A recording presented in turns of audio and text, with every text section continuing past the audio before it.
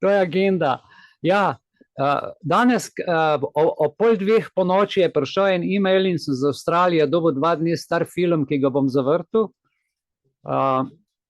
Upam, da boste razumeli, kar se prevoda tiče, a ne, ker sem se kar nekaj časa obadal s tem, ampak mi ni znesel, ker je uro pa 10 minut film, ampak pove vse, tako pove, kakšen natek je to.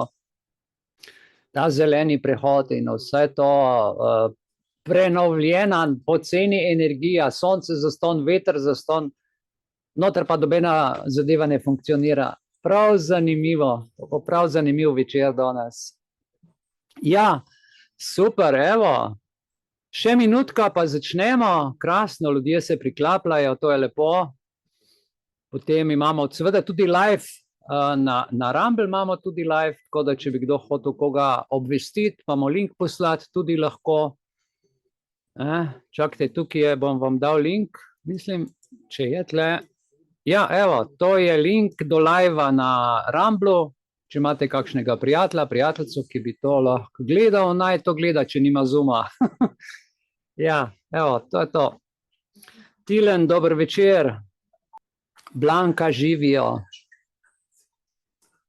Vesna, zdravo. Evo, Branko, dober večer. Glede, ena sprašuje, kje se da dobiti najnovejšo izvod ustave. Najnovejši izvod ustave se da dobiti v Uradnem listu Republike Slovenije. Če tipkaš ustava, uradni list, ampak je treba kar malo pobrskati zaradi tega, ker se ne rada prikaže, ta ustava se rada skriva. Ja, Tilen, živijo. Ja, ustava se rada skrije in ko klikaš, dobiš najprej knjigo, ki jo lahko kupiš za nekaj okoli 20 € ali ne vem koliko imajo. Drugače pa na Državnem zboru imaš ustavo risano, potem tako za slabovidne, potem pa tudi normalno ustavo. Tisto prvo iz leta 91, pa potem tudi ostale verzije. Drugače pa lahko ustavo, če pridete k meni, tudi jaz tukaj direktno natisnem, zvežem, lepo imate takšno knjižico, kdor bi želel, naj se najavi, pride, natisnemo, zvežemo, pokrijemo samo stroške papirja, tiska in to je to, in jo imate vedno s seboj ustavico. Ja, to je največja bremza države in vsema, ne? Evo, tako, dobro. Ja, Blanka, lepo te je videti, živijo. Ti je bilo kaj dolg čas ta teden? Ja, dolg čas je bilo ta teden. Ni bilo torka, ne? Ne vem kaj. Ja, zdaj imamo zadnjič v tem letu, tako da bomo potem 4. januar, da pride spet sobota, ne? Ker itak so zdaj vse smernice nekam drugam usmerjene, pa to, da se malo spočijemo od vsega, razen če bi bilo kaj nujnega, takrat pa vas takoj obvestim, ne. Se skozi dogaja, veste, ker nas zamotijo z lučkami, pa z črnimi petki, belimi petki, zelenimi petki, ne, dragimi petki. Joj, sem se nasmejal, veste, en video je bil ne vem, sem gledal na TikTok ali na YouTubeu, kjer sem ga videl, francoski video, ki je šel v trgovino oblačil in potem seveda je tisti batch s cenami in je tisti črni petek popust, ki je bil, ne vem, 20% popust, je bilo iz 69 na 49, ali pač zdaj to ne vem, koliko je procentni popust, ne, na 49, pol je pa to nalepko v trgu, je bila pa spodredna cena 39. A veste, koliko nas nategujejo, ne? In to je povsod tako, če nismo budni. Koliko nas nategujejo, koliko smo potrebni. Ja. To je tako, evo, gledajte, kako hitro gre čas, 19:03, malo še počakamo. A vi poznate teorijo rdečega avta? Jo poznate? Veste, kako je teorija rdečega avta, ne? Če je bil kdo danes v mestu, koliko rdečih avtov ste videli? Ben ne ve, ne? Dvomim, da kdo ve. Ali pa vse, lahko bi rekel teorija zelenega avta, čisto isto. Ampak rdečega, recimo, najbolj opaden. No, kaj bi se zgodilo, če bi vam rekel, da jutri, v nedeljo, če se peljete od A do B ene točke in štejete rdeče avte, in za vsak rdeč avto, ki ga boste našteli, vam dam 50 €. Koliko avtov bi opazili v rdeči barvi? Vsazga, ne? Pa si sam štel, 1, 2, 10, 500 evrov mi mora Mihajl dati. Glejte, to so naša izobraževanja. Ko vas jaz opozorim na rdeč avto, ko vam povem, koliko to stane, ko vam povem, da vas to stane zdravja, da vas udar po žepu, to je neprecenljiva vrednost, to, kar imamo v društvu Belis. In temu se reče teorija rdečega avta. Vsa ta opozorila, vso to znanje, ljudje postanejo potem vsaj v nekaterih elementih, ki jih obravnavamo, nekoliko bolj pozorni. Odpiramo ne? Odpiramo ideje, povemo stvari, na katere nikoli človek niti pomislil ne bi, ker smo pač tako živeli, izšlo se je, včasih je bolelo, včasih ne, ampak mi smo imeli svoj life, ne. Te položnice, to smo pa sproti, noben niti ne pogleda računa, pogodbe ne spravi, kaj šele prebere in tako naprej. Ljudje, vse to je treba prebrati ali pa ne podpisati. Ne? Dober večer vsem, skupaj 186. srečanje Društva za srečno življenje Belis. Dobrodošli danes, 30. novembra 2024. Ne? Tako kot ponavadi, jaz bi najprej vprašal, če ste pregledali elektronsko pošto, ki ste jo dobili in kliknili na zapisnik, in če ga je kdo pogledal, ali imate pripombo mogoče na zapisnik?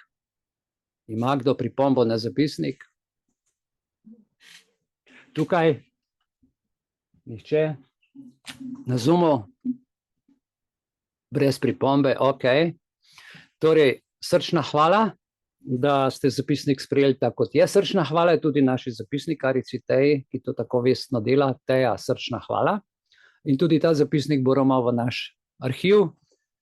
In gremo s programom naprej. Samo na kratko bom povedal, danes nimam tistih PowerPointov. Takole, ne, v prvem delu programa bom jaz nekaj povedal, kar sem prejšnji teden izpustil.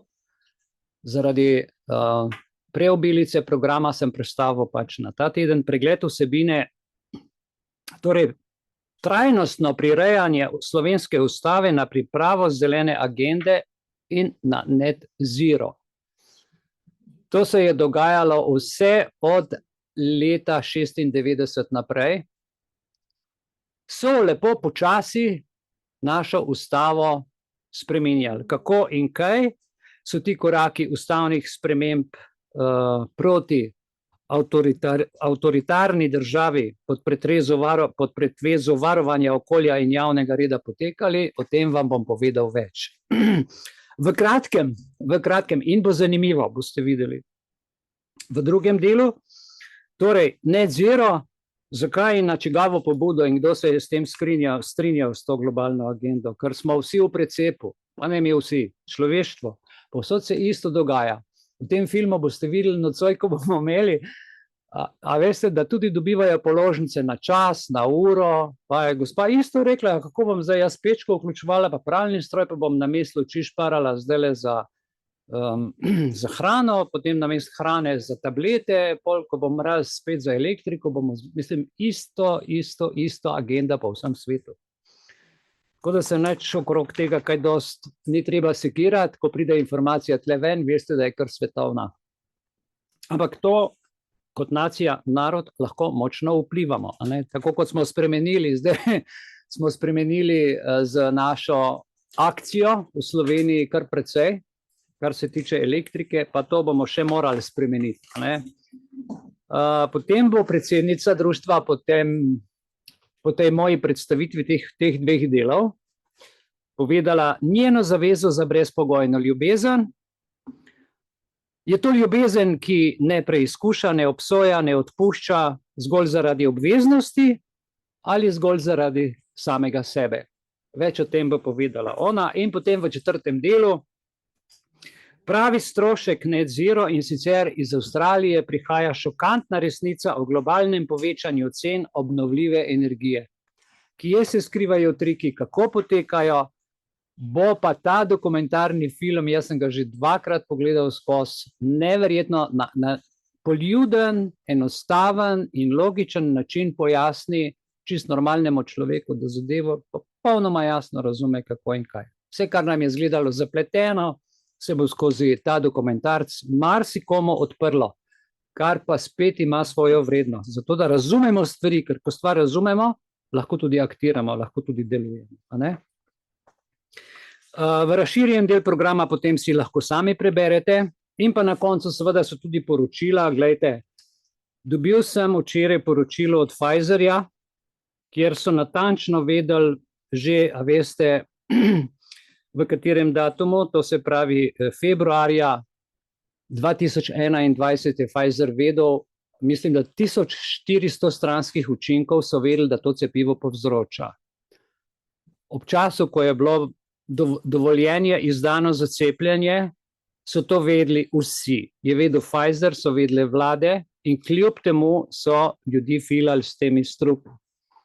Zato, ker so hoteli poleg tega, kar so sami odkrili, še več odkrivati in so povedali, kaj vse morajo zdravniki delati, kako morajo voditi, kakšne so posledice, kje so stranski učinki, vse zapisovati. In pa seveda tudi, če napačno da injekcijo, skratka, vse imajo pod kontrolo, ampak do podatkov se težko pride. Jaz sem pa dobil tukaj vseh teh 1400 stranskih učinkov, ki sem jih v tem poročilu, v tem mailu poslal.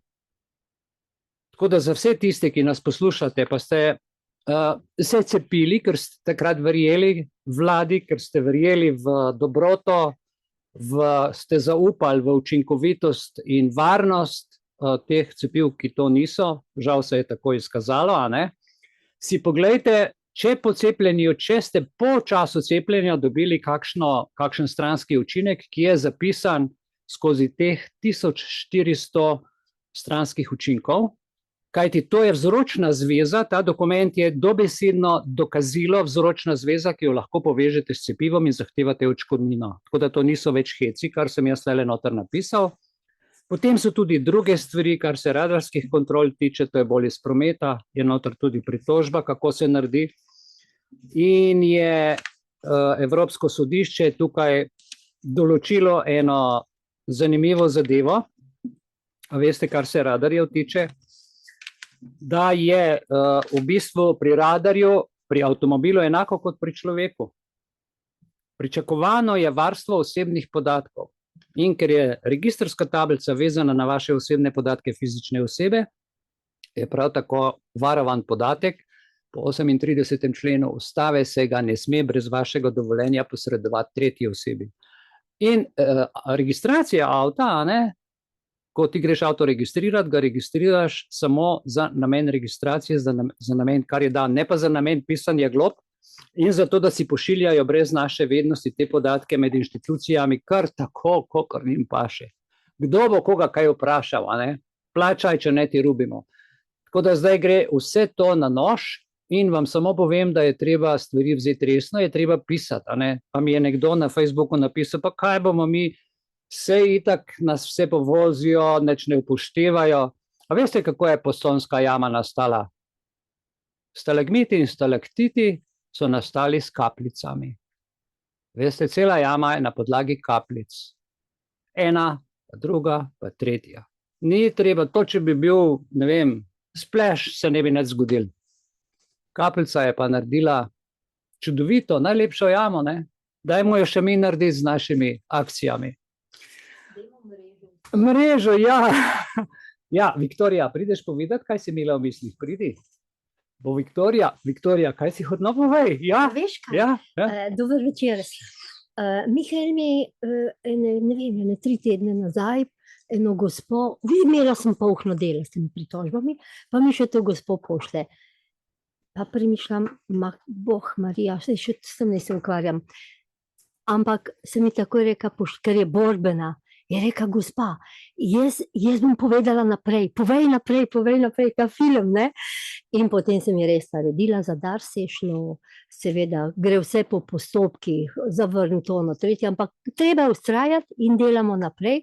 In sem rekla, jaz sem se naučila, ampak vi morate pa naprej delati. To sem mislila.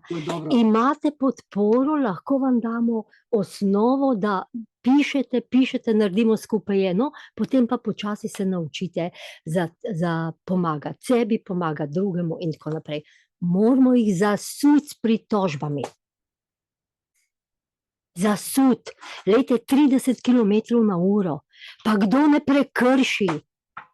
Kdo ne prekrši 10%? No, pa kaj je to? To je 3 km/h, ne.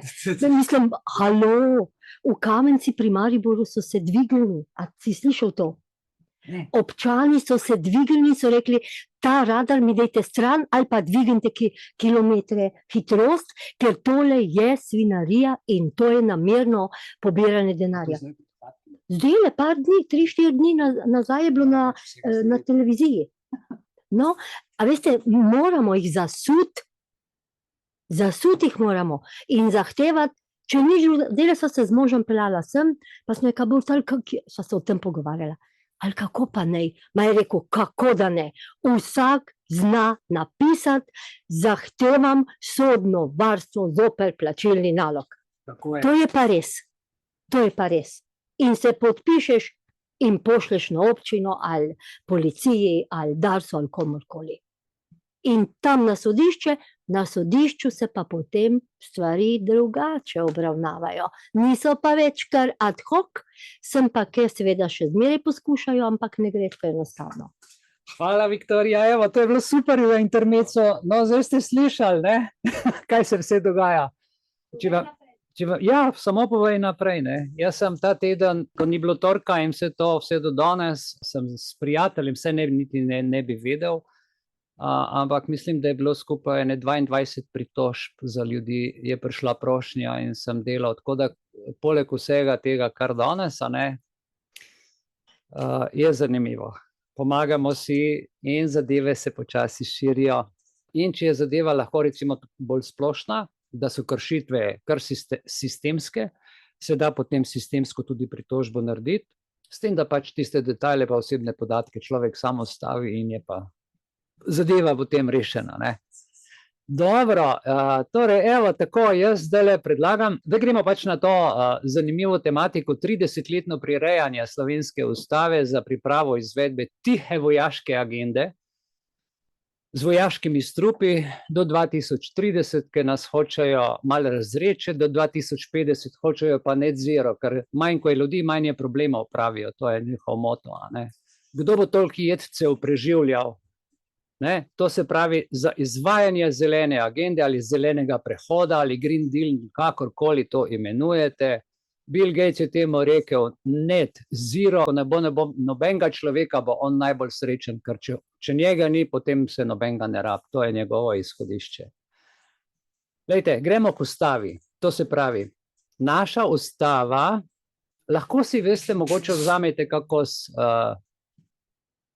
belega papirja, kak svinčnik, mogoče vam kakšna ideja, misel pride prav, da si zapišete, da si označite, morda vam pride prav kakšni vaši stvari, ki jo imate zdaj v tekočem stanju, ali za prihodnje, ali pa koga poznate, ki mu lahko sporočite kakšno idejo. Tako da, glejte, ustava je kot fikcija svobode. Na drugi strani pa v ustavi stoji zakon kot orodje kazni. Ustava, svoboda, kazen, zakon. In zdaj tukaj, gledajte, ustava je navidezni svet popolne svobode in res plemeniti spisek nekih pravic in svoboščin in se kot biser blešči kot ideal tle gori.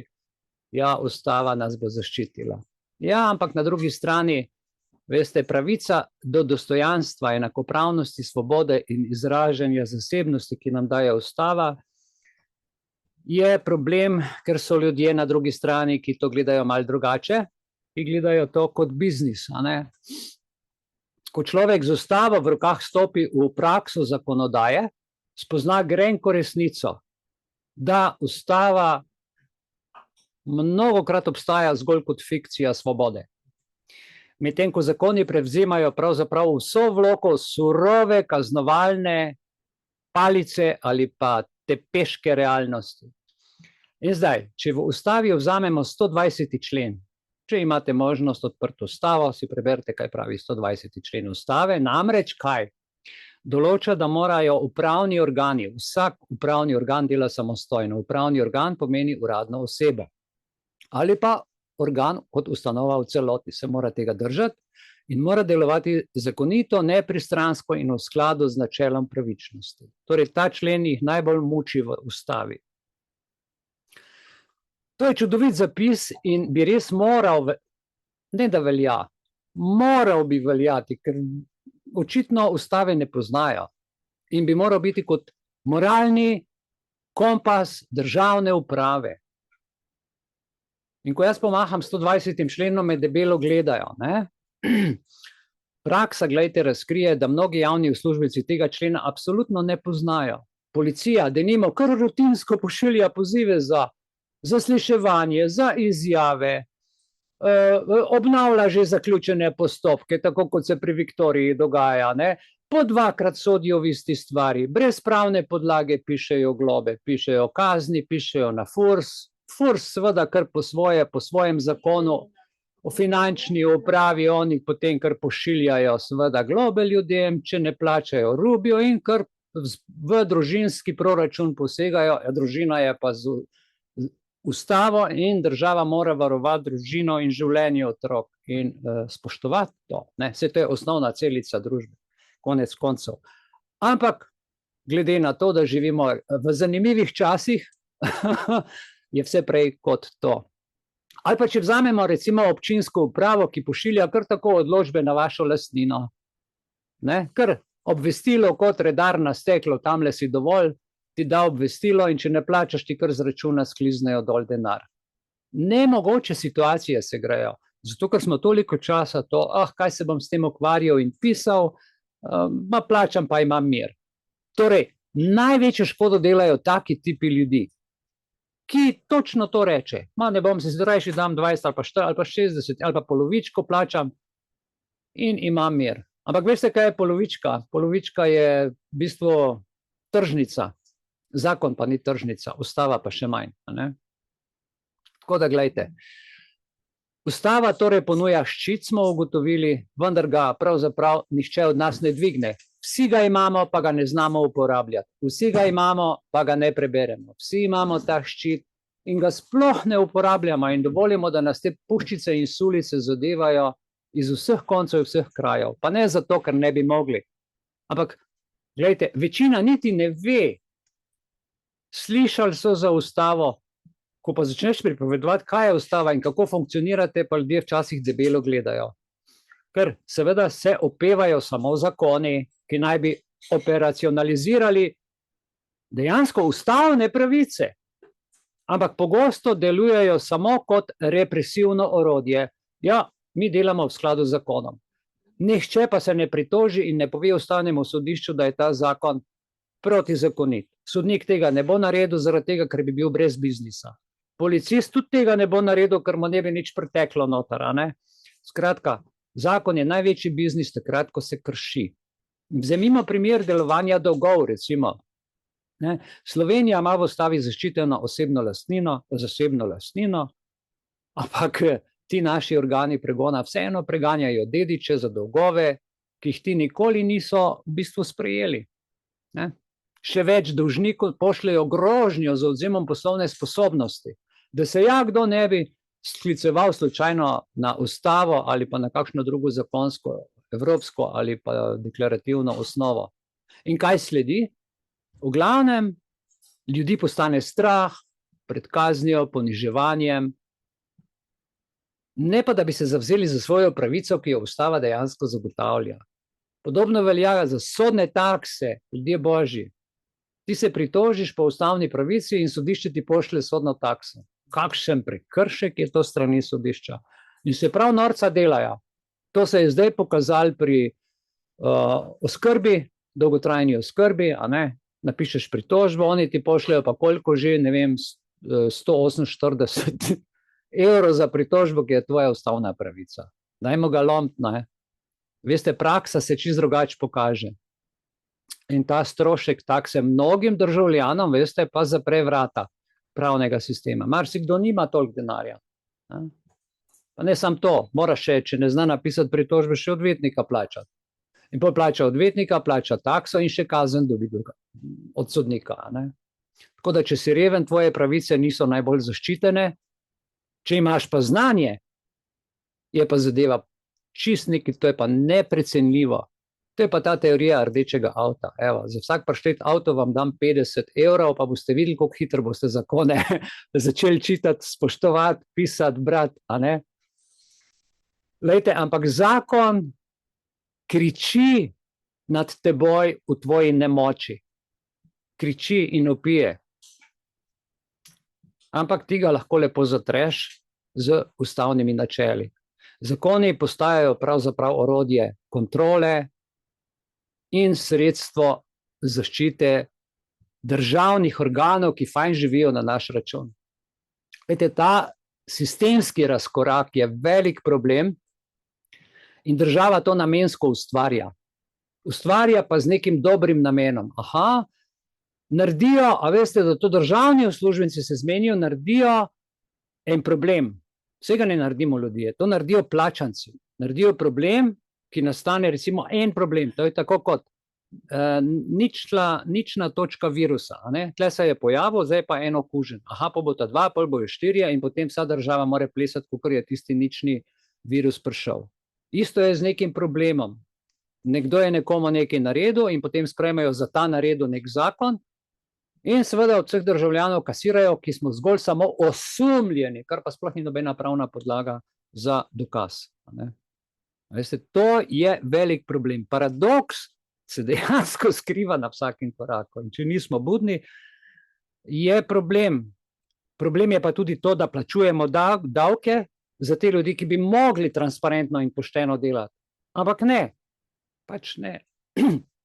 Živimo pa zdaj v tem globalnem svetu, kjer je tuj kapital preplaval moralo, etiko in uvedel pač odvzem suverenosti vsakega izmed nas, še celo po ustavi. So še neki filtri ostali, ampak vse skupaj je šlo predaleč. Policist, ki namesto nepristranske preiskave sledi osebnim interpretacijam zakona, je najslabši. Sodnik, ki odlaga primere zaradi proceduralnih preprek, namesto da bi iskal pravično rešitev, glejte, krši 288. člen Kazenskega zakonika, ker prireja zakon. Državni organ, ki izbere, koga bo preganjal in koga bo pustil v primeru, to se dogaja, kor meni odprite časopise in vam bo vse jasno. In kje je meja med to fikcijo zaščite in zakonsko realnostjo? Zakaj 120. člen ustave, ki zahteva zakonito in pravično delovanje, ne vodi vsakdanjega dela policije, sodišč in uprave?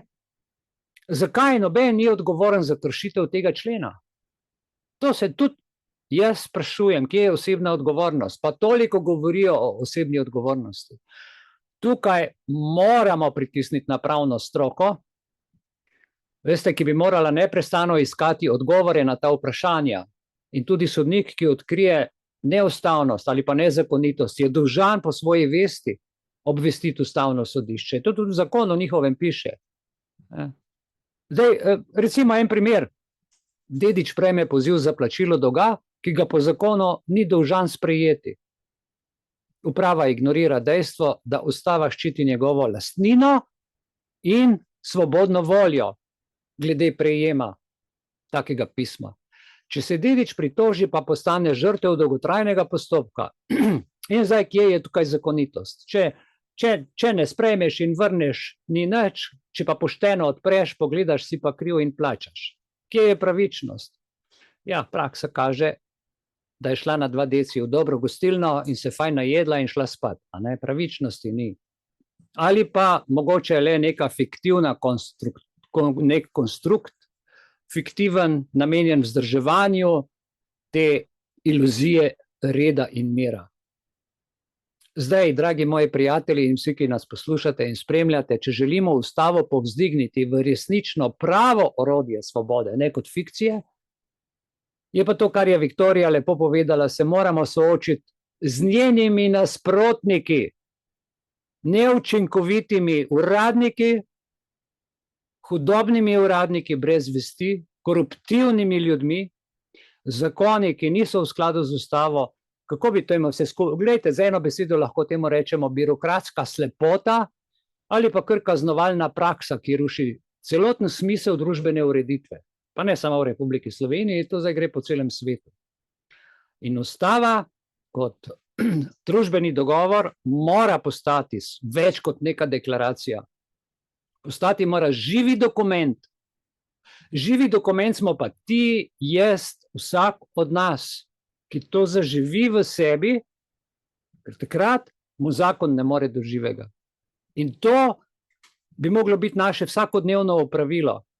Še bolj bi morali to spoštovati in strokovnjaki, pravniki, policisti, sodniki in drugi državni uslužbenci. Svoboda ni zapisana v ustavi. Svoboda je v tem, kako jo izvajamo. Če zakon postane kazen in ustava fikcija, se imamo pa samo pravico vprašati, kdo komu služi. Zdaj pa gremo korakom te fikcije, za katero zdaj skrbimo, da se utelesi, da postane del nas. Kje so nam to ustavo spremenili pod pretvezo varovanja okolja in javnega reda? Slovenska ustava, vemo, da je bila sprejeta leta 1991 in zasnovana kot temelj demokratične republike. Veste, kaj je demokratična republika? Republika. Publika. Publika smo mi, je pa moč nazaj v roke ljudem. Demokracija. Ne pa politična demokracija. Politično demokracijo so nam ugrabile politične stranke s parcialnimi interesi. Moment. Tlele so me opozorili, da terminal hoče ugasniti, prav. To je ta eko, ne? Špara tam, takrat, ki ni treba. Ok, hvala lepa. In smo rekli zdaj za demokratično republiko. Veste, demokratična republika je v bistvu sistem, po katerem mora država funkcionirati v okviru ustavnih zakonov. Ne na podlagi demokratičnih odločitev neke stranke, ampak republiška demokracija. In tega pri nas manjka. Samo republiška demokracija varuje človekove pravice in zagotavlja tudi delitev oblasti. A je pri nas samo na papirju oblast deljena, drugače pa vsi povezani. Eden nekaj naredi in vsi mu hrbe ščitijo, zato ni osebne odgovornosti, ampak to je vse prek politike. Tako se je to razširilo. In ustavne spremembe skozi desetletja, čeprav na videz skladne z ustavnimi postopki, kažejo na vzorce, ki ne krepijo demokracije, temveč jo erodirajo. Vse pod pretvezo varovanja okolja in javnega reda in te spremembe, ki so jih uvedli, veste, pa odpirajo dejansko vrata avtoritarnim praksam. Na videz se to sploh ne vidi. Bomo na svoj par primerov pogledali in v pregledu analizirali več ustavnih sprememb, njihove posledice in vpliv na, bom rekel, republiško demokracijo, ki je postala politična demokracija, in politična demokracija je postala demokracija Svetovnega gospodarskega foruma, ki je avtokracija, ali pa United Nations, ali pa rekel, samo enih ljudi, ki plačujejo. Poglejmo nekaj teh sprememb. Prva sprememba, leta 2013 so nam omejili naše volilne glasove tako, da so nam omejili referendume. Zmanjšanje števila vprašanj, o katerih je mogoče razpisati referendum. Zlasti pa referenduma sploh ne moremo glede fiskalnih in proračunskih zadevah odločati več ljudi, da si to oni kar sami jemljajo pravico, da z našim denarjem delajo, kakor oni hočejo in kadar oni hočejo. Včasih smo imeli to pravico, smo rekli, tega ne bomo plačevali, tukaj bomo, smo ljudje sodelovali. Ne vem, zakaj potem 44. člen v ustavi, če ne moramo sodelovati, ker to je, vidite, ko eno stvar spremenijo, se cela ustava začne rušiti. Veste, kaj je posledica tega? Omejitev neposrednega vpliva državljanov na zakonodajni proces. In zdaj sprejemajo zakone, kar tako podjujem in počez. In to zmanjša moč ljudstva in krepi moč vlade, ki sprejema zakone brez možnosti korektiva ali pa brez možnosti vpliva nas, volivcev. In druga stvar, ki je pripeljala k agendi, ne? Zapis fiskalnega pravila v ustavo leta 2013. Uvedba strogih fiskalnih omejitev, ki daje prednost ekonomskim interesom pred ljudi. Daje prednost ekonomiji pred socialnimi pravicami. In posledično je ogrožen celoten socialni sistem in to mi predobro občutimo in posredno šibi demokratske vrednote v sami državi. Naslednja stvar, ki je, so, veste, sprememba dodatek za okoljske obveze. Ustava je bila spremenjena na podlagi ustavnega člena, ne v ustavi, na podlagi ustavnega člena dodatek za okoljske obveze.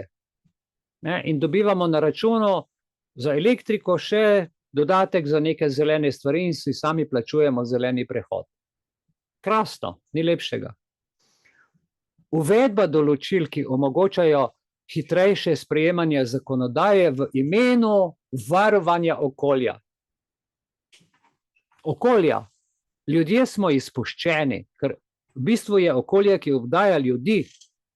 In zdaj za ime varovanja okolja plačujemo nekaj, kar sploh ni za nas. Ne?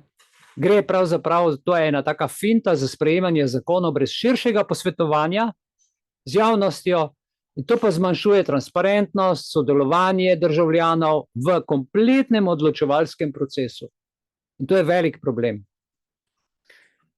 Naslednja sprememba, ki se je zgodila, ukinitev trajnega lastništva vode. To je pa največji nateg, ki so ga te NVO-ji izpeljali, ne, vključno z, bom kar imenoval, 8. marcem in 100 Kovačevo, ne, Kovačevo, ja. Čakajte mal, ne. Dopustitev komercializacije vodnih virov kljub navidezni zaščiti v ustavi. To je pretveza, to je taka pretveza, varovanje okolja se krepi, zasebni interes. Ne. Imamo pravice do pitne vode iz železnih cevi, pa ne vem, od kje imamo pravico do pitne vode. Ne. Ja, do naravnih virov pa več nimamo dostopa, ker za njih pa skrbi država. Kako pa država za to skrbi? Tako da prodaja tujcem. Tujci pa nam flaširano vodo nazaj. Pa vprašanje, kaj je vse notno. Groza. Naslednja sprememba v ustavi, ki pelje v agendo 2030, pooblastila vladi v izrednih razmerah. No, to se je zgodilo s fiskalnim pravilom, ker če ima vlada denar, lahko aktira, če nima denarja, ne more. In tam piše, da v izrednih razmerah ne rabijo nobenega vprašati, kako bojo denar porabili. Zato so zdaj skozi izredne razmere. Vsaka stvar je izredna razmere. Pa naj si bo to virus, naj si bo to poplava, naj si bo to družbene spremembe, naj si bo to neka nova naprava, naj si bo nek dogodek, zmeri so skozi izredne razmere. Ne? Ja. Ne? To so, gledajte, razširitev pristojnosti vlade v izrednih razmerah vključuje možnost omejevanja svoboščin, kakor se jim zljubi. In to je velik problem. In to se zdaj dogaja.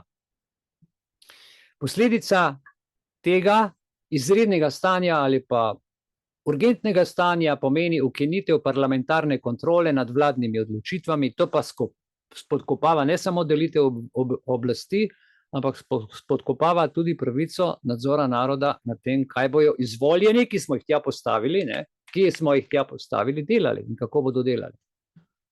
Dalje, spet sprememba v ustavi na podlagi ustavnega zakona, legalizacija nadzora, razširitev pristojnosti varnostnih organov. Legalizacijo nadzora, ko to izrečem besedo, pomeni, da so varnostniki postali policisti, policisti so postali pa vojska. Vojska so postali pa zdravniki, ki nas cepijo. Tako da ti prenosi, ta legalizacija razširitve pristojnosti je tako boleča, da ti je lahko blagajničarka v Šparu nataknila masko, ker ima medicinsko izobrazbo, ker je medicinska sestra in še pokasirati zraven, ne vem, kilo kruha. Ja? In tukaj gre za to razširitev pristojnosti, gre za omejevanje zasebnosti državljanov pod pretvezo zagotavljanja javnega reda in tako se krepi, veselo krepi in debeli policijska država. Naslednja sprememba na podlagi ustavnega člena. ukinitev brezplačne pravne pomoči leta 2015. Tega niste niti vedeli, ne? Znižanje sredstev za pravno pomoč najrevnejšim skupinam. To je prikrajšanje marginaliziranih skupin za dostop do pravice, krepitev socialnih neenakosti se je začela, ljudje, ki so bogati, niso nič krivi, unke milijone zapravi neodgovorno, se mu nič ne zgodi. Nekdo, ki pa, ne vem, na računu nima 150 evrov za to, da bo mesec preživel, ga pa uničijo še z raznimi drugimi globami. Najhujša sprememba v 8. točki, pri kateri se nahajamo zdaj, je odpiranje vrat privatizaciji. Država privatizira kompletno institucionalno državo in pa institucionalizira zasebno zemljo, gozdove, objekte, se pravi vašo hišo, država vzame in jo institucionalizira in postane državna bajta. To se je zgodilo 2013. leta. Namreč gre za dovolitev hkrati tudi za prodajo ključnih državnih podjetij, vključno ne samo podjetja, ampak z kompletno infrastrukturo podjetja, kar je toliko hujše. Zdaj, v tem pogledu se izgubi državni nadzor nad strateškimi sektorji, kar pa zmanjšuje možnost države, da bi ščitila zares javni interes in javno dobro za vse nas. Včasih moramo kakšno stvar, ki smo jo doma kupili, v tujino, ker se več ne dobi, ker je vse uničeno, prodano.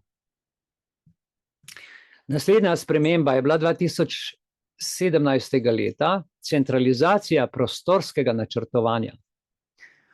Jaz sem že pred nekaj tedni nazaj vam rekel, pojdite na geodetsko upravo, poglejte, če je vaša bajta opisana, če imate vse nepremičnine dobro urejene, ker se je vse centralizirano. Zdaj, glede na to več pristojnosti za centralno vlado, tukaj obstaja pri odločanju o prostorskem načrtovanju. Vse imajo na enem kupu. Pogled, imate plačane davke, česa ste lastnik, koliko ste lastnik, kje so problemi, kako vam gre finančno, ker če vam ne gre dobro, vam bodo hitro en problem podtaknili, ki ga ne boste mogli finančno zmogli, potem pride pa rubež in adijo premoženje. Omejitev vpliva lokalnih skupnosti je dodatno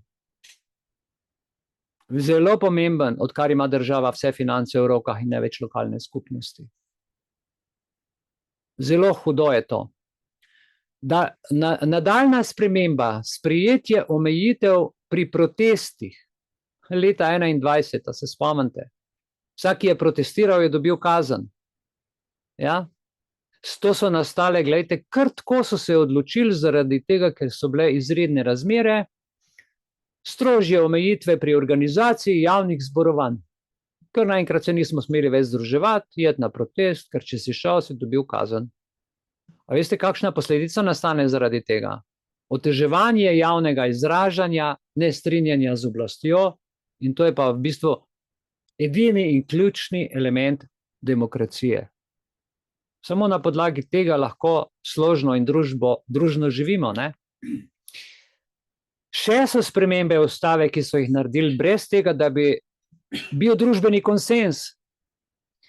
Spremembe v postopku imenovanja sodnikov leta 2022, večja vloga izvršne oblasti pri imenovanju sodnikov, se pravi, postavljajo samo svoje knedeljce na sodišče.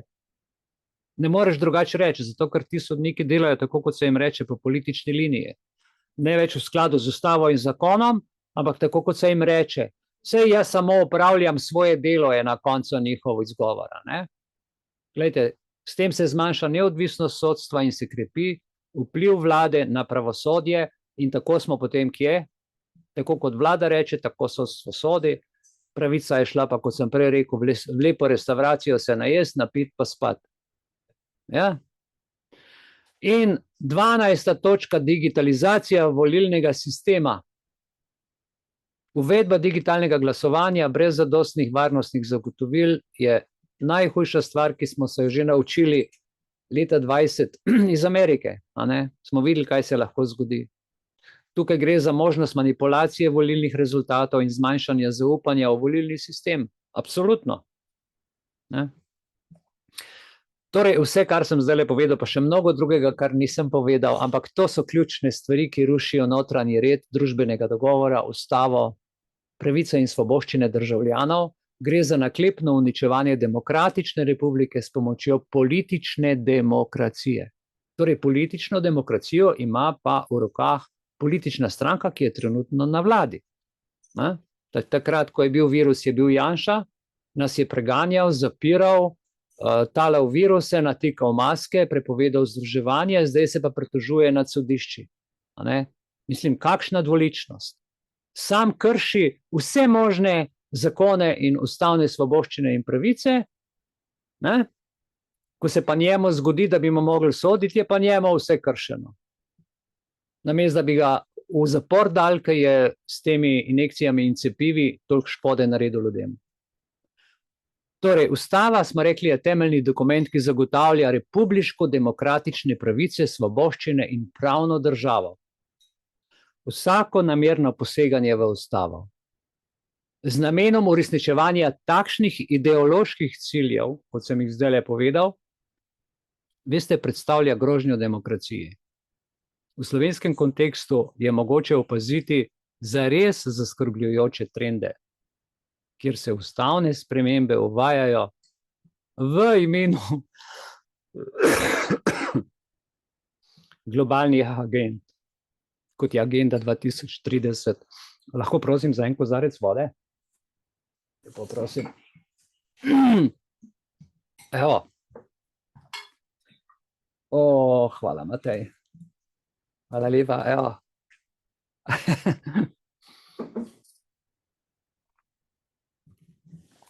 Vidite, agenda 2030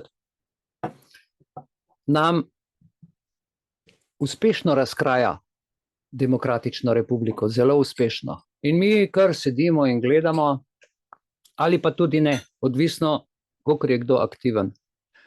Če si vse malo aktiven, pa če 2 milijona ljudi vse malo aktivni, zdrobimo lahko teh par sto mandeljcev, ki neodgovorno odločajo o naših življenjih, naših otrocih in o naši prihodnosti.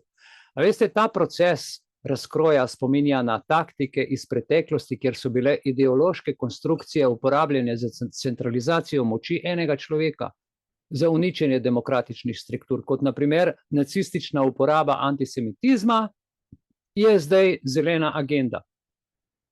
To je namen nadzora in vzpostavitev totalitarnega režima.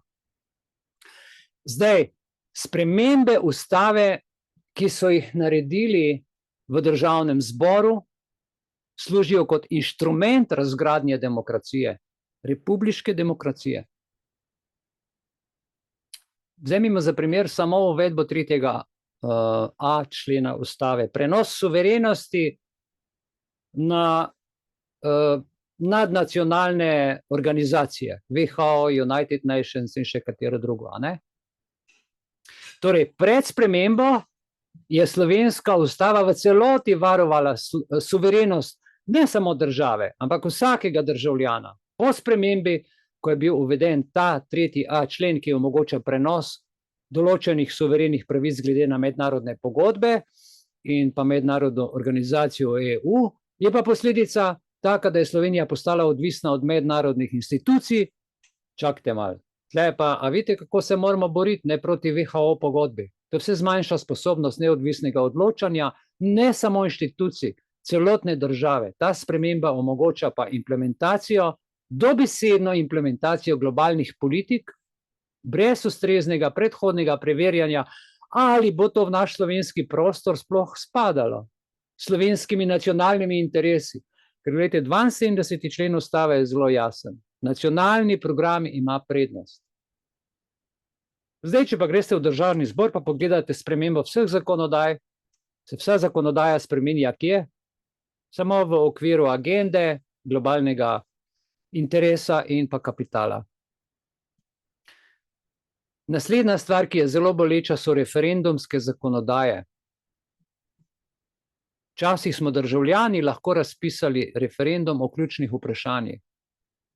Možnost razpisa referenduma je pa zdaj omejena predvsem na področjih povezanih s proračunom, in mednarodnimi obveznostmi, v katere sploh ne moramo več posegati. To je pa ključno za naše preživetje, vendar pa za suvereno obstoj, a ne. Potem uvedba 70.a člena, pravica do pitne vode, ker sem danes že omenil. Pitna voda je dejansko bila implicitno zaščitena kot del naravnih virov države. Vedno bila. Po spremembi pa je voda samo zaščitena še kot javno dobro in s tem javnim dobrom država dela kot, ne vem, koruza, svinja s koruzo. Ne? Svina meh. Ja, tako, še slabše. Pitna voda ni čista voda. Ja. Veste, najprej na prvi pogled je to izgledalo tako predstavljeno lepo, dobro, pozitivno, da sprememba omogoča, ne vem, upravičevanje strogih regulacij in tako naprej z vodnimi viri, ampak s tem so dejansko ustvarili prostor za manipulacije v skladu z cilji agende 2030 in potem, ko sem jaz čez leto, dve po spremembi tega ustavnega zakona videl, da United Nations dela svojo agendo s pitno vodo, mi je postala povsem jasno, zakaj so to naredili. In kakšna panika je bila, zaščitimo vodo, so NVO-ji plačanci, državni plačanci, zaščitimo naše vodne vire, država prodaja vodo. Saj je ni mogla prodajati, dokler niso sprejeli tega ustavnega člena. Zdaj jo pa lahko.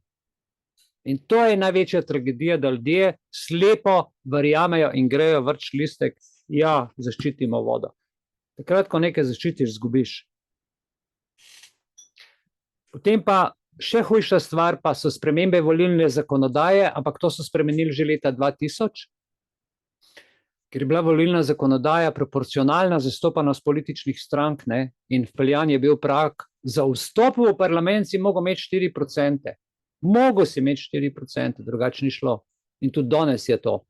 In ta sprememba je omejila politično raznolikost, zdaj sta samo 2 ali 3 stranke tam noter, a ne, mogoče še ena četrta obrobna. In tako se krepi moč dveh levih in desnih,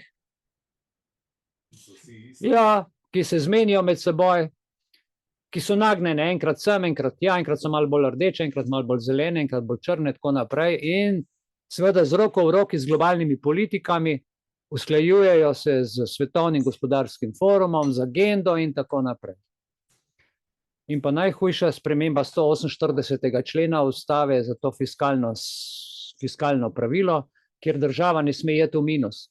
Če država preveč porabi, pa ne sme jeti v minus, kje bo vzela? Pri tebi, pri meni, pri vsaki globi, jemala bo zasebno premoženje, gozdove, ker ona ne sme po zakonu jeti v minus. Jaz pa, ki me ustava ščiti, pa lahko grem, ker mi to kar vzamejo, brez da me karkoli vprašajo. Se spomnite primera, za 350 € so človeku hišo vzeli. Rubelj, vse. To ni nobena uravnoteženost proračuna, to je javna kraja.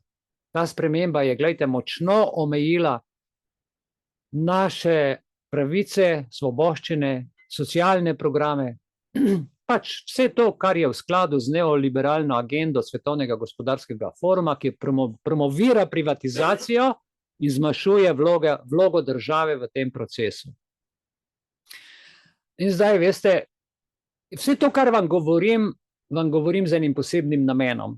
Zato, da boste te spremembe, ki so se pelale, teh 11 sprememb ustavnih, ki se je pelali skozi ustavo, vse s točno določenim namenom, ki vključujejo v bistvu realizacijo 17 ciljev trajnostnega razvoja agende 2030.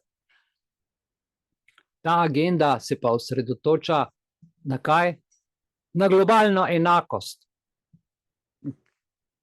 Točno to, kar sem rekel, na globalno enakost. In kaj je zdaj globalna enakost? Zdaj bomo vsi imeli take črno-bele majice, ki jih imam jaz, vsi bomo plavali po Ljubljanci, če bo nekdo rekel, a ne? Vsi se bomo cepili, kakor bojo rekli, vsi bomo imeli telefone, pa kazali zdravstveno stanje, kakor bojo rekli, in še milijon drugih stvari. Ob vsake 15 minut bomo pogledali na uro, kjer naprava je vključena. In kaj še, ne? Globalna enakost, ljudje božji. Boj proti podnebnim spremembam, ja? Trajnostno gospodarstvo, ne vem, kako bi še to imenoval, ne? To so zanimive stvari. In čeprav, gledajte, no dobro, ti cilji so predstavljeni plemeniti, lepi, srčni, dobri, isto kot ona voda. Ampak ta implementacija zahteva centralizacijo oblasti, ker drugače to ne gre. Ker vsaka skupnost živi nek svoje življenje, mi smo raznoliki. Omejevanje suverenosti in zmanjševanje participacije državljanov pa vodi samo kam? V trpljenje, izgubo suverenosti in še marsikaj, kar k temu paše in sledi. In zdaj prek ustavnih sprememb, kako to implementirajo. Prek čiste vode nam uvajajo sanitarno ureditev. Ja? To je 6. cilj te agende. Rabijo vodo, zato da nas od nje odmaknejo in mi potem moramo prositi za vodo in če hočeš vodo dobiti, se moraš, ne vem, sanitarno urediti, se pravi cepiti, ne vem kaj, kaj vse pod sanitarno zadevo paše. In to pa odpira kaj? Pot k privatizaciji, zato ker če so ljudje siromašni in če nimajo, ti vzamejo vse. In država si privatizira vse državljansko lastnino in še kaj.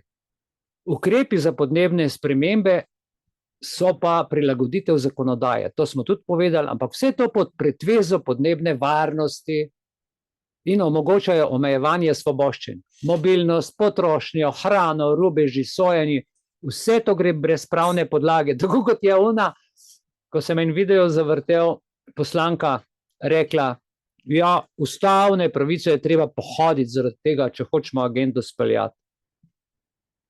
Smrkla mula, ne? Ustavne pravice treba, to se pravi, da bo meni po glavi hodila, pa mojim otrokom.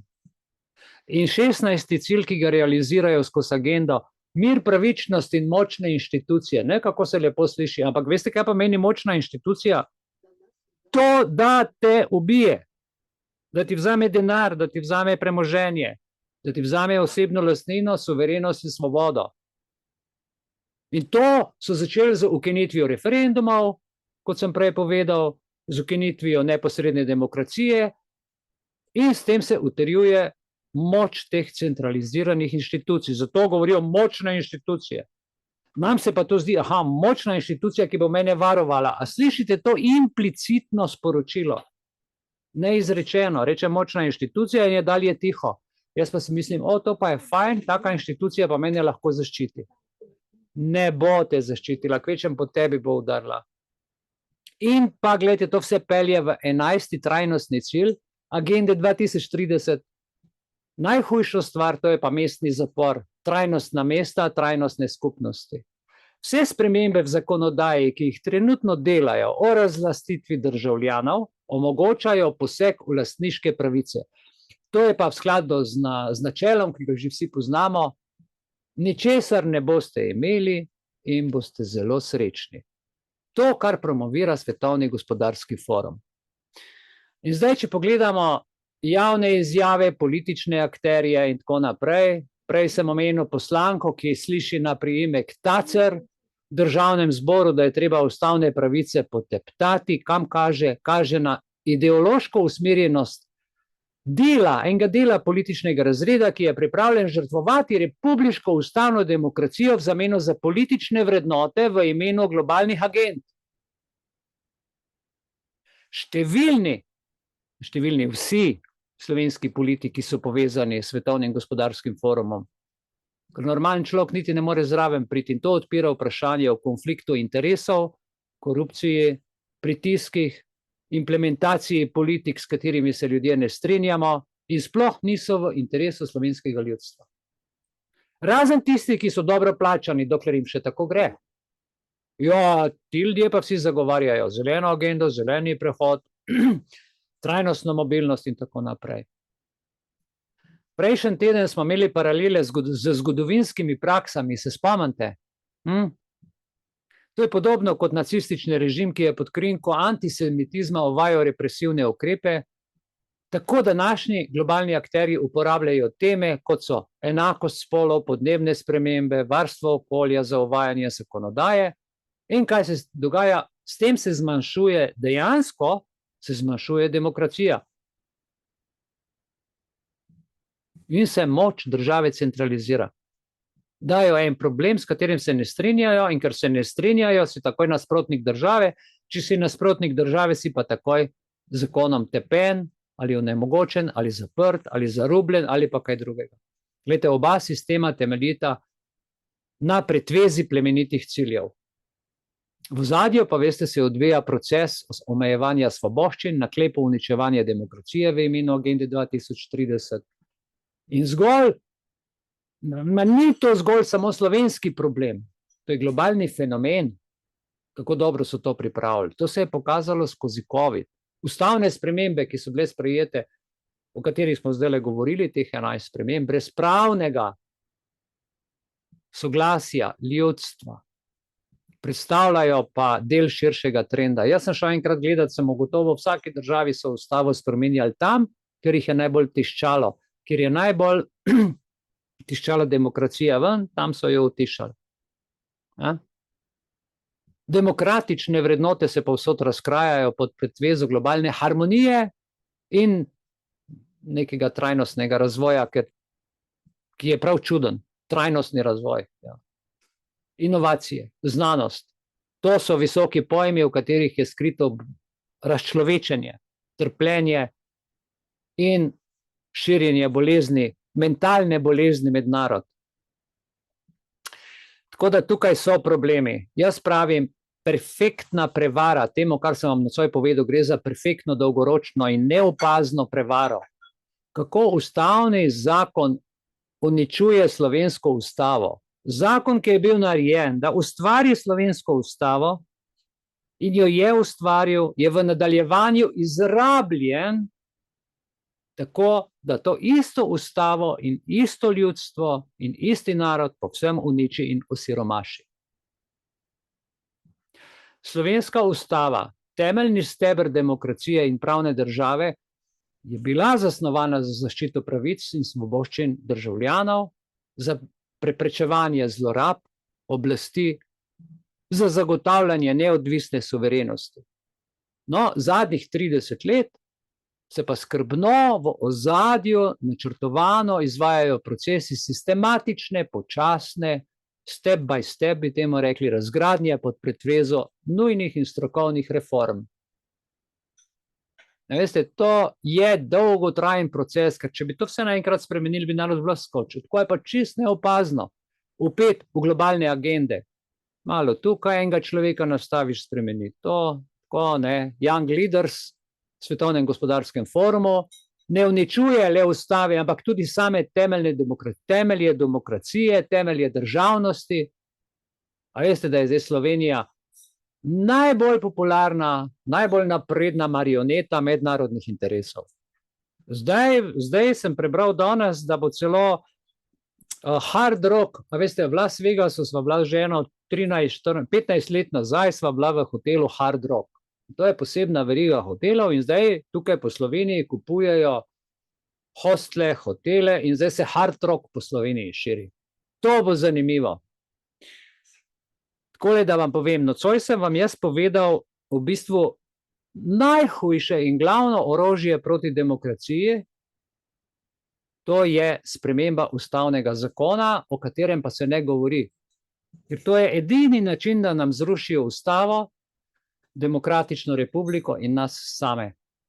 Ustavni zakon, sprva namenjen prilagoditvi ustave v izjemnih okoliščinah, je danes tako izrabljen za obhod demokratičnih procesov in, kako bi rekel, koncentracijo oblasti, da primere, ki sem jih prej navedel, z 3.a člena, potem omejevanje referendumov, manipulacijo z določbami, kot je pravica do pitne vode, tukaj razkrivajo perfidno strategijo slovenskih elit, ki so se itak prodale pod krinko splošnega dobrega in zmanjšujejo pravice vseh nas državljanov in povečujejo moč ne samo sebi, bogatstvo sebi, ampak vsem gospodom, ki jih plačujejo.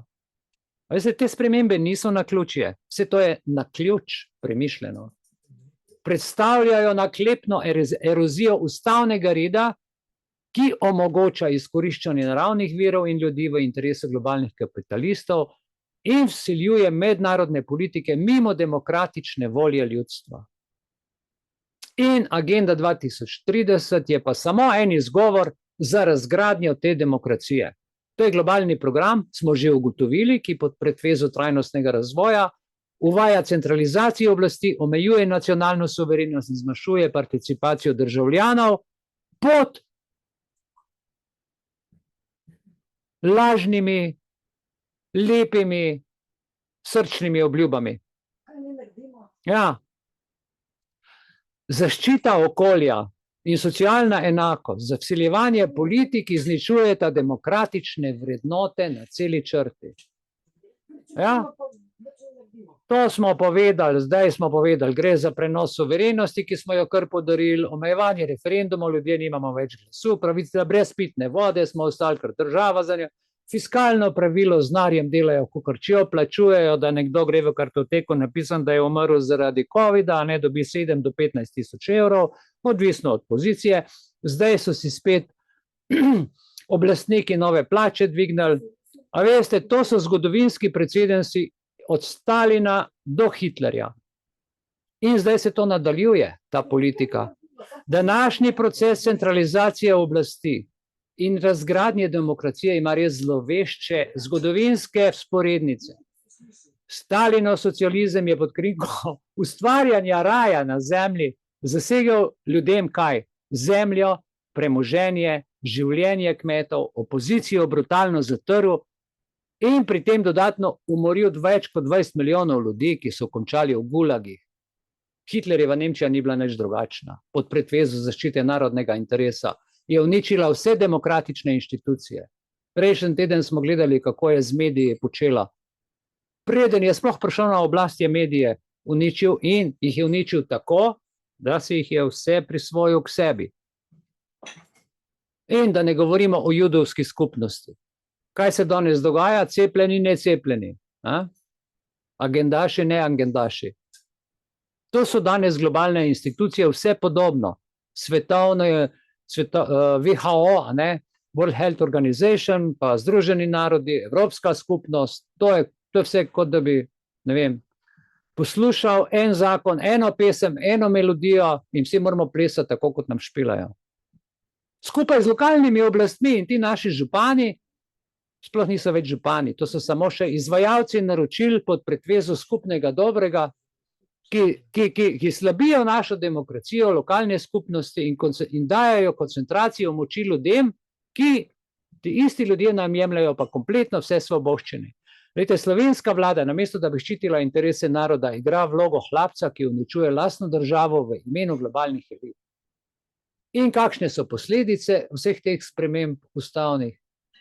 Za avtoritarni nadzor si sami delamo ta sistem, postavljamo kamere, dovolimo, da nas snemajo, da nam pošiljajo kazni in tako naprej. Spremembe slovenske ustave so večji del procesa, ki uničuje demokratične vrednote v korist samo tujih kapitalistov, ki so plačali to spremembo preko nevladnih organizacij v Sloveniji. Mladi ljudje, ki nimajo zgodovinskega preseka, splošne izobrazbe, bo za denar, za 10 evrov bo šel pa bo dal glas. In potem v medijih Slovenija želi spremembe. Glas ljudstva, 109 NVO organizacij, ki nam spreminja življenje, nam, ki moramo iz dneva v dan delati, spreminjati, se boriti z življenjem. Tam pride na cesto, medij poslika 100 ljudi in zdaj bo 100 ljudi spreminjali državo. In tako se to dogaja. Nič nismo budni. To je podoben sistem kot v totalitarnem režimu preteklosti, tako se danes uvajajo mehanizmi, ki omejujejo ne tvojo, pa ne mojo, ampak pravice vseh nas. In nadzorujejo naravne vire, vsiljujejo ideologije, enakost moškega in ženske, ne? Mislim, enakost. Kaj sploh pod tem mislijo? Neke kvote?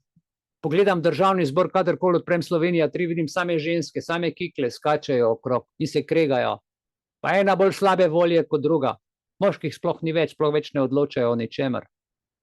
Vse to gre, veste, ideologije, ki so v nasprotju z interesi ljudstva.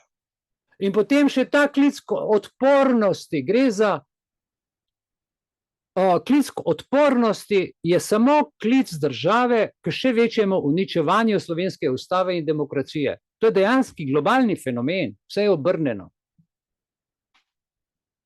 Imamo kakšne lokalne rešitve? A je možno kaj narediti? Seveda je možno. Da povemo, da govorimo, da pišemo kapljica po kapljica, tako kot smo rekli, fenomen rdečega avta pa 50 € na mizo, a ne? Ja, kaj smo? Ključno je, poglejte, da se vsak državljan, vsak izmed nas, ki se kolikškaj zaveda, aktivira, zahtevamo pisno, če ne drugače, preglednost in odgovornost akterjev v politični areni in vseh uradnikov, ki vztrajajo trmasto, veste, zelo trmasto vztrajajo pri uvajanju nezakonitih političnih odločitev. Je treba kar napisati v državni zbor, kaj se to greste. Je treba napisati na občino, kaj je temu potrebno tako. Če se z nečim ne strinjajte, povejte na glas. Ja, kaj bojo pa drugi rekli? Ja, nič ne bodo rekli, sam zel vam bodo tisto, kar še imate. Glejte, demokracija je zelo krhka danes. Povem vam pa, da je vredna boja. Vredna je boja. Le skupnimi močmi, skupnimi nagovori, skupno pomočjo lahko preprečimo dokončen zaton slovenske državnosti in verjemite mi, nikoli ni prepozno. Hvala lepa za to vašo pozornost. 30. novembra, tale Zoom zadnji v letošnjem letu, tako da se šele v letu 2025 potem vidimo. 4. januarja vas bom tudi seveda vse obvestil, tako kot do sedaj, da bi v tem mesecu pač se napolnili baterije, preživeli čim bolj bogato, duhovno, duševno in zdravi, seveda zdravi, in da ostanemo skupaj povezani tako kot do sedaj in da se podpiramo in seveda v imenu društva in celotne ekipe, upravnega odbora in vseh nas, ki nam svojimi darovi omogočate, da naredimo bogate programe, duhovno bogate, tehnično bogate, da lahko širimo in opozarjamo na nepravilnosti, na vse tisto, kar nas boli, kar nas prizadene, in da zbujamo vse tiste ljudi, ki bi morali delati tako, kot je prav, in upamo nekega dne, da se bo tudi to zgodilo. Zato je to naše poslanstvo. To se pravi, še enkrat srčna hvala vsem za vse, za vsako besedo, za vsako toplo spodbudo, za vsak dar in za vsako pomoč. Srčna hvala. Sedaj pa bom jaz v nadaljevanju iz tega našega filma, ki smo ga dobili danes po noči, je prišel pravzaprav, naredil en kratek povzetek, čist toliko, da bomo vedeli, zakaj gre. Gre za, a veste, preiskovalni novi avstralski dokumentarni film, ki bi ga dejansko moral videti vsak uradnik, vsak politik, vsak župan, vsak gospodarstvenik, vsak, ki navija za ta zeleni prehod, za to zeleno agendo. Pravi strošek, kot mu rečejo net zero, poceni elektrika, razkrije v tem videu šokantno resnico o povečanju te naravne obnovljive vire.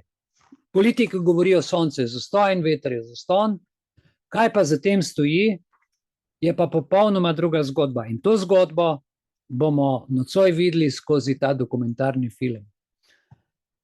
Čez 3 minute ga postavim in zavrtim, tako da vmes lahko mogoče malo, ali pa recimo čez 5 minut, tako da malo vstanete, se sprehodite in si potem to skupaj pogledamo in s tem zaključimo letošnji bogati repertoar, bogati program, ker jaz tukaj, ko pogledam na ta kup knjig in včasih malo nazaj vsebine, si rečem, veliko smo skupaj prehodili in hvala vam, kajti brez vas to ne bi bilo možno. Hvala lepa. Tisočkrat hvala, Mihael. Ja, hvala, Rakolja. Ja, hvala vsem. Zmagal in nas obveščal. Tudi vi meni, jaz tudi dobim od vas, gledajte, vsako stvar, ki mi pišete, v meni spodbudi en vihar, en orkan in začnem raziskovati tudi v druge smeri, ki jih sicer ne bi, vse z vašo pomočjo.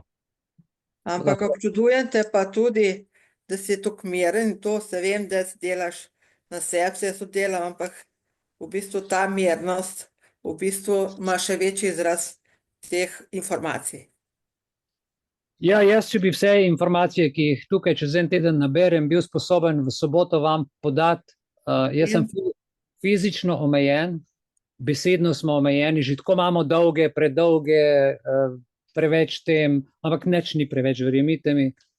Vse, kar imamo možnost povedati, kar rečemo, tudi ko se pokažemo tako javnosti, da delamo, ima veliko, neprecenljivo je, to je neprecenljivo, tudi za tiste, ki prezirajo tako stvar, tudi za tiste, ki ne razumejo, prej ali slej se bodo vrnili in bodo rekli, upa res, poglej, se so že takrat povedali, sam še nismo bili zreli slišati, nismo bili zreli razumeti, bili smo zavedeni, verjeli smo nekomu drugemu, ki nas je zavedel z nekimi lažnimi obljubami, in ko je človek enkrat v tem duhu, v tem intelektualnem zaporu, težko pride ven, dokler se mu nekaj ne zgodi.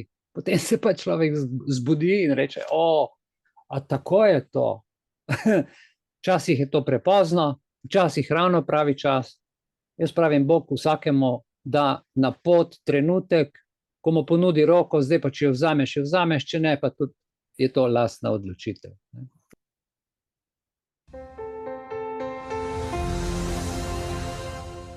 Australia is in the middle of an energy revolution. The Albanese government wants over 80% of electricity generation to come from wind, solar and hydropower in the next 6 years. That's more than double what it is now. And both major parties have committed to cutting carbon emissions to net zero by 2050. It all comes wrapped in a government guarantee of a greener and cheaper future. But will it be? If the costs blow out, who will pay? If the lights go out, who will be responsible? And the rush to net zero goes far beyond re-engineering the electricity grid to reach into every aspect of our lives. So it's time to take a long, hard look at the task ahead and to ask, what is the real cost of net zero? We actually are on target for 82% renewables by 2030. It's a revolution built on a promise. Renewable energy is incredibly cheap because its fuel is free, because it's the sunshine and the wind. But as power costs soar, we have to swap basically lighting for heating, heating for eating.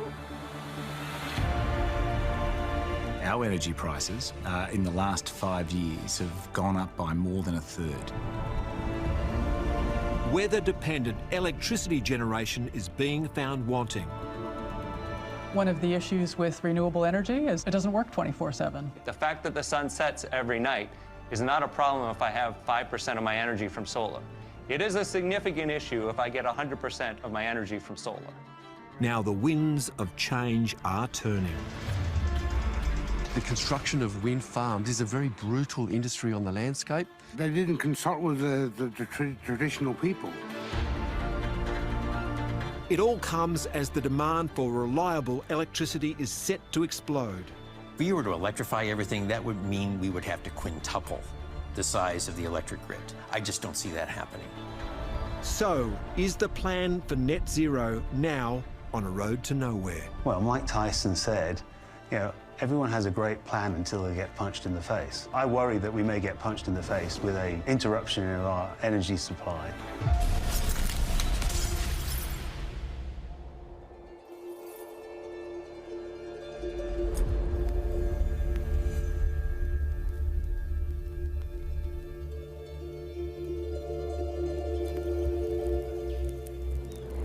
Mastering fire changed the course of evolution. Our distant ancestors captured heat and light. They learned to cook. That fed their energy-hungry brains. They grew to become human. Then one day, a big-brain human learned to do this.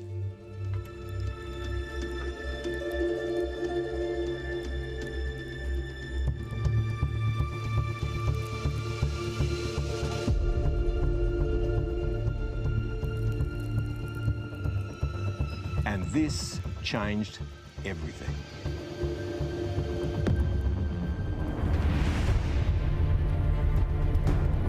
The fire at the heart of Victoria's electricity generation. We've been producing energy from coal here from the 1920s, and Loy Yang B is the last in a line of coal plants. About 1,000 degrees inside the boiler. Here in the Latrobe Valley, coal is burned to boil water, and superheated steam turns a turbine at an astounding 3,000 revolutions a minute. That turbine is connected to a generator, and the generator is 570 to 580 megawatts of electricity. That big load of electrons is delivered in a heartbeat, through towering transmission lines connected to the familiar streetscape of poles and wires that link businesses and homes to instant, reliable power. Electricity is measured in watts, and it takes about 10 watts to run this light. If it stays on for an hour, it will use 10 watt-hours of power. 1,000 watt-hours is a kilowatt-hour. You'll find that number written in your electricity bill as kWh. That's the price your retailer is charging for the number of kilowatts you use by the hours that you use them. 1,000 kilowatts is a megawatt, and that's the measure your retailer deals in when buying electricity in the wholesale market. You can see the current price in Victoria is at $235, which, yes, because of the cold weather, essentially. As long as you have the fuel, you can pretty much guarantee electricity on demand every minute, 24 hours a day, 7 days a week. We use about 1,200 tonnes of coal per hour, and that enables us to send out around 1,140 megawatts, which is about 20% of Victoria's generation supply needs. This is brown coal. It's not export quality, so it's cheap.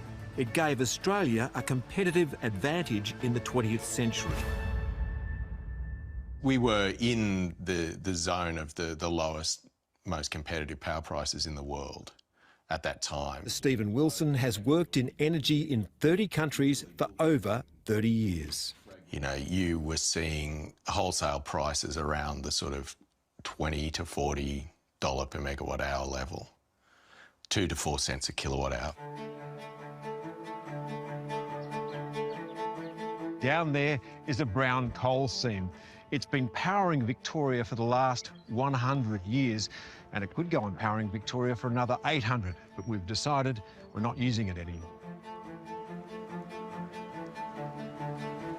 It's delivered the cheapest, reliable energy that we've ever had. We were around about the 4th lowest OECD country in the world in terms of our power generation. 10 Australian coal-fired power stations closed in the last decade. There are 15 still running, but most are slated to close in the next 10 years. Loy Yang B is scheduled to put out its furnace in 2047. You see the black flecks? Yep. That's the coal that hasn't burnt yet. We'll likely become close to being the last power station that's running.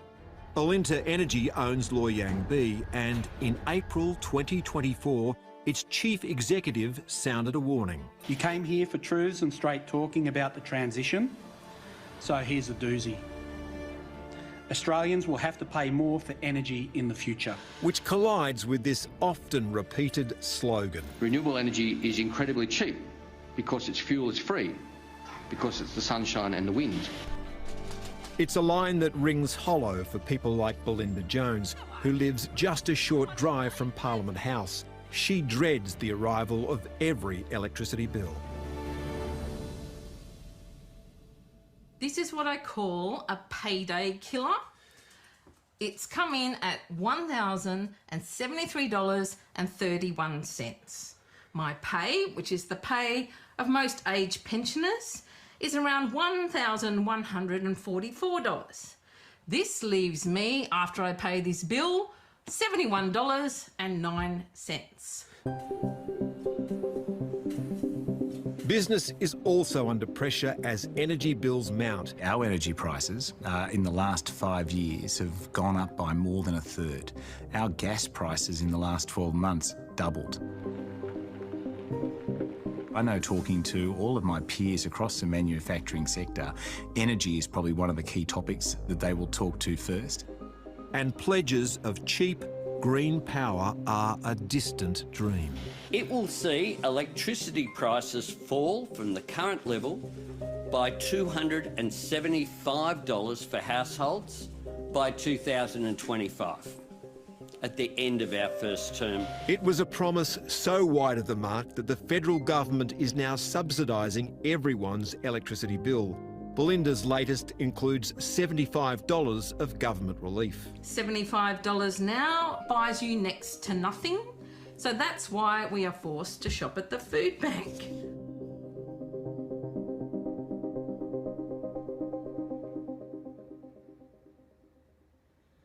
To understand why increasing wind and solar generation on the grid won't add up to falling power prices, let's break down the different parts of a bill. First, there are the retail charges of about 10%. We'll push them to one side and concentrate on 4 other costs. The wholesale charge, 35% of your bill, what you pay for the electricity itself. Then you have to pay to transport it through the network costs. Now, the transmission lines are about 8 to 10% of your bill. And then the distribution network of poles and wires, that's 35% of your bill. And finally, the green schemes, which are now a bigger part of everyone's bill, making up around about 10%. And we'll focus on Australia's east coast, what's called the National Electricity Market. The Chief Executive of the Australian Energy Market Operator is Daniel Westerman. So this is the NEM. It is one of the longest interconnected power systems in the world. The grid stretches from Cooktown in far north Queensland as 40,000 kilometres of transmission lines link generators to towns and cities in New South Wales and Victoria. It crosses Bass Strait into Tasmania and runs west all the way to Port Lincoln in South Australia, connecting about 85% of Australia's population to power. 62% of generation on the grid comes from coal and gas, while the wind, solar and hydro share is 38%. To hit the government target, that number must more than double in the next 6 years. Australia's electricity market will be 82% renewable under the policies of an Albanese Labor government.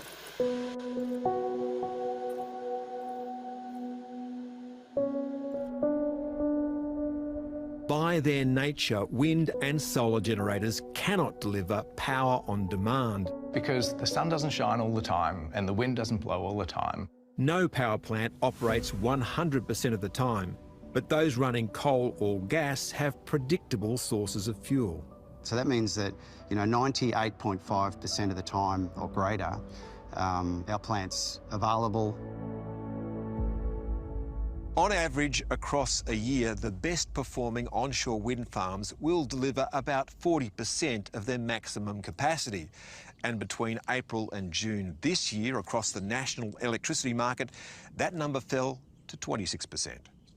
Capacity factor is important. Availability factor is even more important. So you might say, oh, well, the coal plants aren't running at 90% capacity factor. True.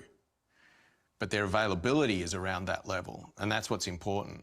Whereas we're replacing that almost always available generation with generation that's only available for a very small fraction of the time. Australia also gets loads of power from the sun.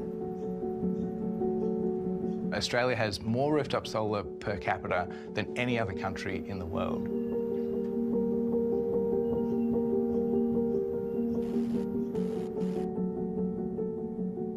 This solar farm sits on 50 hectares. It has 82,000 solar panels and at peak generation will deliver 24 megawatts, and that would be, on a day like today, a bright sunny day in the middle of the day.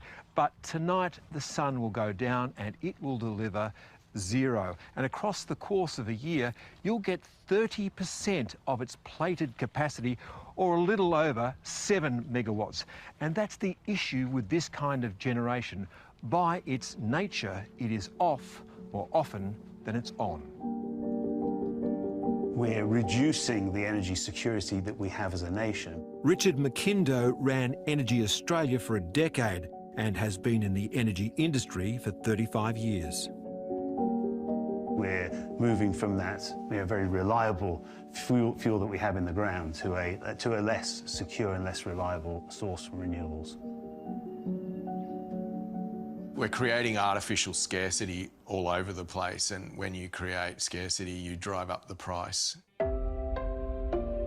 Energy scarcity emerges everywhere. Wind and solar become the dominant form of generation.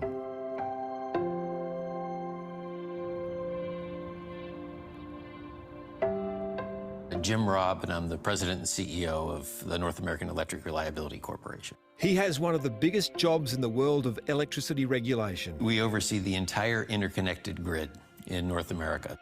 And his focus is keeping the lights on as those grids change the way they generate power. The big issue has been wildfires, which you guys have as well.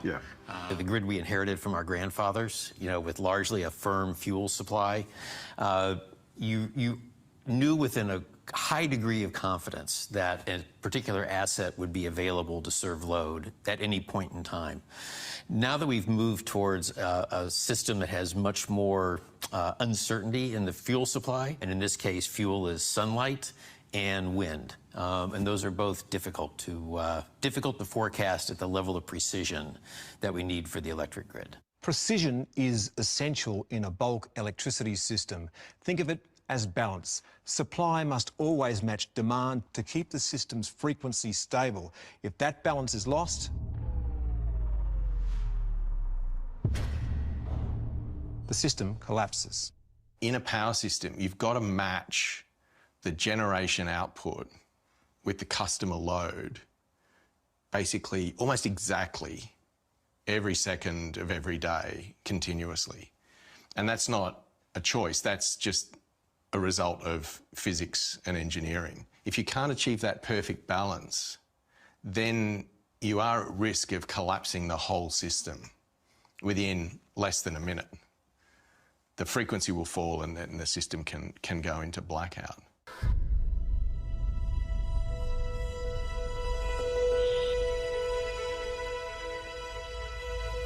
Yeah, well, frequency here is the balance between supply and demand. To maintain that frequency, you need generators with big spinning wheels like Loy Yang B. They keep the network stable and the lights on when there's a shock to the system, such as a large generator tripping off. The stability that used to come from those big rotating turbines at coal-fired power stations doesn't come from a solar panel. It's a bit like riding a bike really slowly. When you don't have those big rotating turbines on the system, the power system can get a bit wobbly. That's the magic of the old system that we had, was that, as we produced kilowatt hours, we also produced all of these things we call essential reliability services that keep the grid operating stably. As we lose that, we've got to recreate them through other assets, and we're going to have to pay for that capability. So wind and solar generators can't be relied on to deliver power on demand, and at the moment can't set the electrical system's frequency or maintain its stability. We built our electricity systems around the world with essentially dispatchable technologies for matching that frequency. Hello, Mike, Chris. nice to Welcome meet you. to APRI. Michael Caravaggio is a Director of Research and Development at the Electric Power Research Institute. If you use more electricity, I can give you more electricity. You use less, I can turn those down. With wind and solar, it's not like that, right? So the sun rises, that's when we have the electricity. The wind blows, that's when we have the electricity. Doesn't care what you or I do in terms of use of that electricity. That's a small problem when we build some wind and some solar. But that becomes a bigger and bigger problem as these technologies scale. Turning unreliable generation into instantly available power means weather-dependent generators have to be hooked up to a complex and expensive life support system the old grid didn't need. It's what the Boffins call firming. So powered by the sun and the wind, firmed up with batteries and pumped hydro. And each of these steps adds costs to the system. Achieving all of that requires a larger, more complex, more expensive system than the system we grew up with. And the inconvenient truth is the new system can't deliver reliable power without gas. Look, gas is the ultimate backstop for reliability for a net zero power system.